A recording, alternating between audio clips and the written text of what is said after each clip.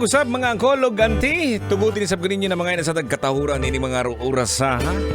Sa mga inaantok na. Huwag mo nang matulog ha. Sabay tayo mamayang alas 12. Kumusta naman na po kayo mga angkol? Yung mga nasa lansangan pa ngayon, yung mga nakahiga, yung mga nagtatrabaho sa ibang bansa, hello po. Kumustamos? Kumustang lagay po ninyo? Shout out time muna tayo, no? Okay, shout out muna kay Marichu Fanoga at sa lahat po dyan sa may Belfast Canteen. Sa may SM Fairview, ayan, malakas tayo dyan lagi, no? Marami pong nakatutoy dyan. 24 oras na silang nakatutoy. Yawards, oh. At sabi pa dito, magandang gabi. Totoy ba to? Sobrang saya-saya namin sa pagbati nyo po. Salamat. Sana hindi ka magsawa sa pagbati po sa Belfast Canteen. Kasi kami sobrang saya namin pag naririnig na namin ang Totoy ba to. Grabe ang ngiti namin kahit medyo matumal. Pero okay lang naman, nandyan ka naman. Nagpapasaya sa amin sa araw-araw. Ayan. Sana naman din at yung ano ninyo, yung kainan ninyo, nilagyan nyo ng ano ha, ng suka. Oo. Nagpapahaba na ng ano, na pagkain para hindi madaling mapanis. Alam naman natin yan sa mga kainan ngayon, lalong-lalo na pag mainit po ang panahon, madali pong mapanis, masira ang pagkain. Okay sana kung may alagang baboy. Walang alagang baboy sa Metro Manila. Kaya hindi masasayang yung mga pagkain, di ba? Shout out din kay Hennessy Romero sa nakatutoy yan. You will tracking. Nasa biyahe siguro to, no? Oo, isang ano siguro to, trailer truck awards. So, salamat ha sa pagtutoy. Balik po tayo sa ating pinag-usapan po mga kabisyo. Itong yung trabaho po natin. Ayan, bago ang lahat. Remind lang natin, baka pwede pang payagan po ng boss. Yan, longer weekend daw.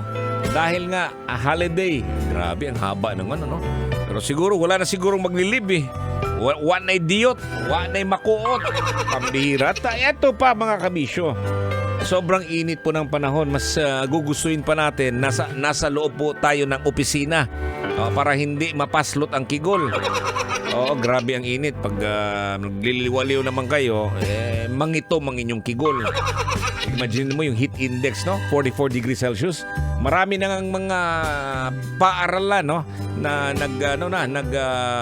wala ng face-to-face. Online classes na lang po mga kabisyo. Dahil nga sa sobrang init ng panahon. Why not? Diba? Nasubukan na naman natin yung online eh. Oo, yan yun pag may malakas na yung malakas yung internet, paano naman yung wala? Siguro, balik din natin yung anong pangalan ba 'yon? Yung binibigay kukuhanin ng mga magulang doon sa faces ba 'yan? Tama ba 'yan? Basta ganoon. Kukunin yung pang homework tapos sa bahay na lang po gagawin yung pag-aaral, 'di ba? Oo. Yun siguro mas maganda siguro yan mga kabisyo. Ayan, delikado. Okay, sabi dito po mga kabisyo kay dito kay bakit nga ba mahalaga ang trabaho at ano ba yun, magbigay ng dahilan kung bakit maaari kang umuwi ng maaga mula sa trabaho. Sabi naman ni Bong Juarez, maglabing-labing kami ni Mrs. Okay din yan, no? Ayan. Francisco Lardizabal, shout out call. Totoy, si Hans Joshua Ikay at Dennis sa may Bakaking Old Site, Baguio City. Nanonood ako at nakikinig sa iyo call habang nagre-review. Yawards. Salamat sa pagtutoy mga kabisyo.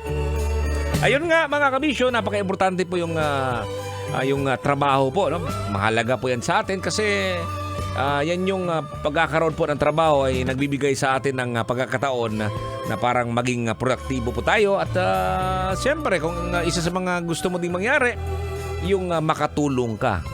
Di ba? Kahit wala pong bayan minsan, inaabot lang, ginagmay lang ba?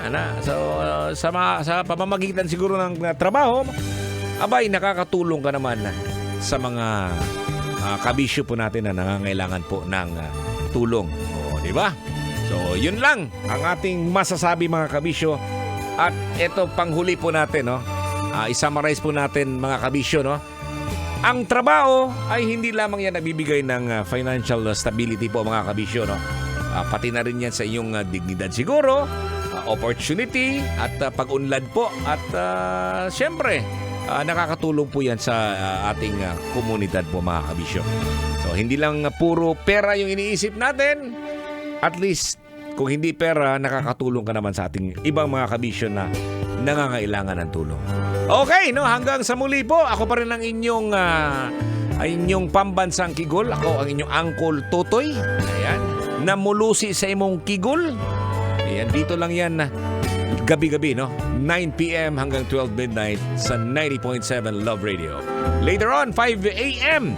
makakasama nyo naman si Uncle Dagol at saka si Panya Chinita. Ayan, ingat po tayo mga kabisyo lagi. At huwag kalimutan din na magdasal tayo para lagi tayong safe sa ating biyahe po mga kabisyo. Dinilang tayo kutob. Kiniga po ang inyong Uncle Totoy. Bato. Babayu! Kailangan pa bang i-memorize yan?